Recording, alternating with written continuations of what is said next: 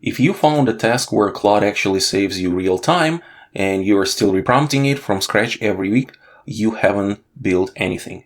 You've just added a step to your workflow. Today I'm going to show you how to take that task and turn it into something you can run once, hand to someone else, and get the same result every time. It's called a project.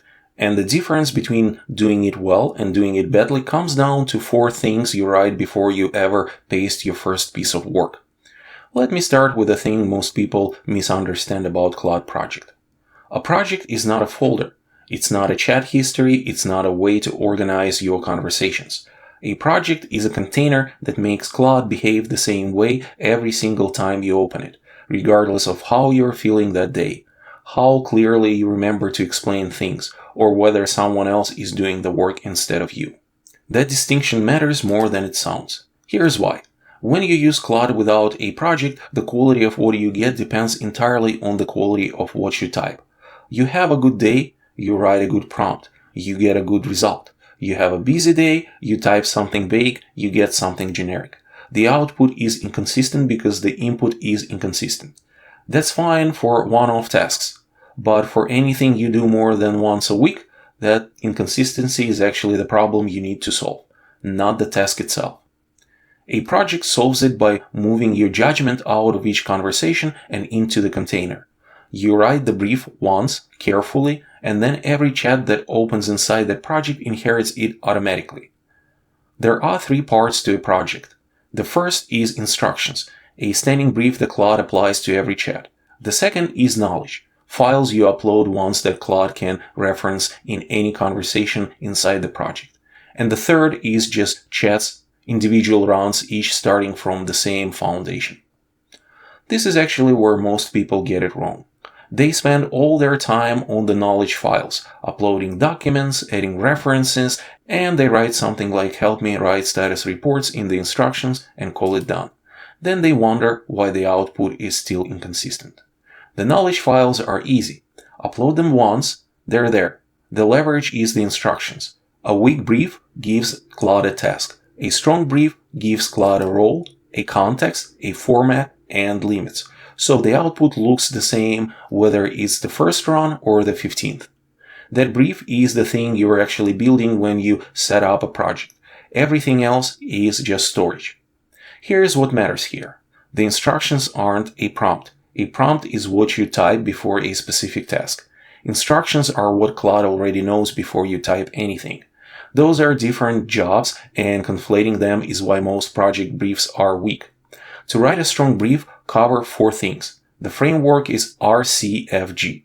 Role is who Claude is in the project, not an AI assistant, something specific, a senior accountant manager at a 30-person marketing agency. The role sets vocabulary, default judgment, and tone. Get it wrong, and every output will drift towards Claude's default instead of yours. Context is the standing facts. Who the client is, what the inputs look like, what already is in the knowledge base, what Claude should assume is true every time it opens. This is what you otherwise re-explain in every prompt. You're pulling that explanation out of each conversation and putting it in the container once. Format is the exact shape of the output. Specific structure, length, headings, what to include, what to leave out. This is the part that makes run 20 looks like run 1.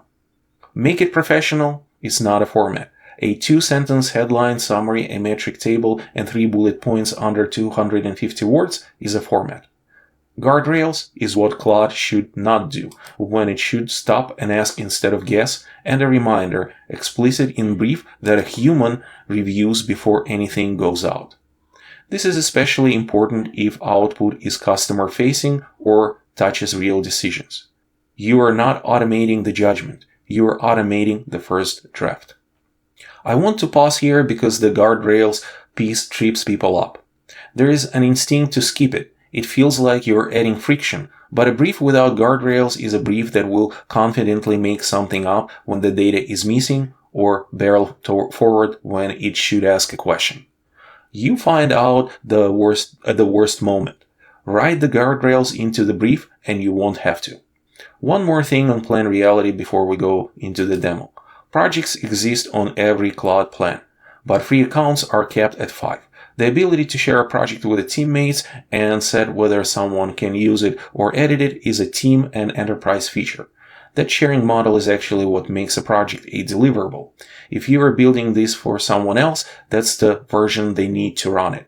Once you've decided that converting YouTube video to a blog post is a good candidate for AI automation, let's see how you can use Claude Projects to streamline that task. In Claude Projects, create a new project. I'm calling mine YouTube video to blog post. Once it's created, the first thing you add is your instructions. As I covered before, a strong standing brief has 4 parts: role, context, format, and guardrails. Start with role. You want to define exactly who Claude is, something like you are a blog editor writing for a YouTube channel. This overrides Claude's default helpful assistant mode and gives it a specific professional identity. Next, context. I'm telling Claude that I'll paste a YouTube transcript and the video link. That transcript is the source of truth and who my audience is. In my case, beginner software developers. Format is where I get specific, because I want my posts to actually rank. I'm defining exactly how blog posts should be structured, then separately laying out the SEO metadata, meta title, meta description, URL slug, and focus key phrase, including where the key phrase needs to appear, which is in the introduction, the meta title, and the meta description. Finally, guardrails. No inventing statistics. The blog should match the video's voice. It should read like the same person wrote it, and Claude should flag any section where it had to infer rather than transcribe, making it inferred so I can review it before publishing. One practical tip here. You don't have to write a polished brief from scratch. Write your role, context, format, and guardrails in raw form, then ask Claude to polish it. You can push back on anything it changes or suggests. It's a collaboration, not a handoff. With the instructions saved, the next step is uploading knowledge files. I'm adding 3 previous blog posts, topics like testing API clients, Laravel WebSockets, and debugging webhooks. These give Claude examples of my actual writing style so it can match my voice, not just its default tone. Now all I have to do is paste the YouTube transcript and the video link into a new chat inside the project and run it. Claude reads the project files first, you can see it pulling in the context, then starts generating the blog post. The output is solid, well-structured post, clean SEO metadata, a good focus key phrase I can drop straight into WordPress. And immediately the guardrails are doing their job. Claude flags a couple of inferred sections, one where it pulled a name from the auto-generated transcript that came through garbled, and another where it correctly points out that the transcript never actually shows the PRDI reference. That's a real gap I'll want to address when I review. Either add an example of a well-documented PRT or cut the reference. From here, I copy the post into WordPress, make those targeted fixes, and the blog post is ready to publish. Instead of spending 1 to 2 hours on the task, now I'm down to 15-20 minutes tops.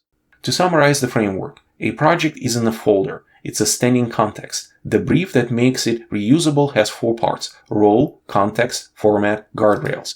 Write those 4 things well and the output is consistent. Write them weekly and you've just made a slightly fancier prompt. What we've actually built here isn't a prompt, it's an asset. The difference is that an asset runs the same way whether you're the one who opens it or someone on your team. It doesn't depend on how well you explained things that day. It's owned by the project, not by you.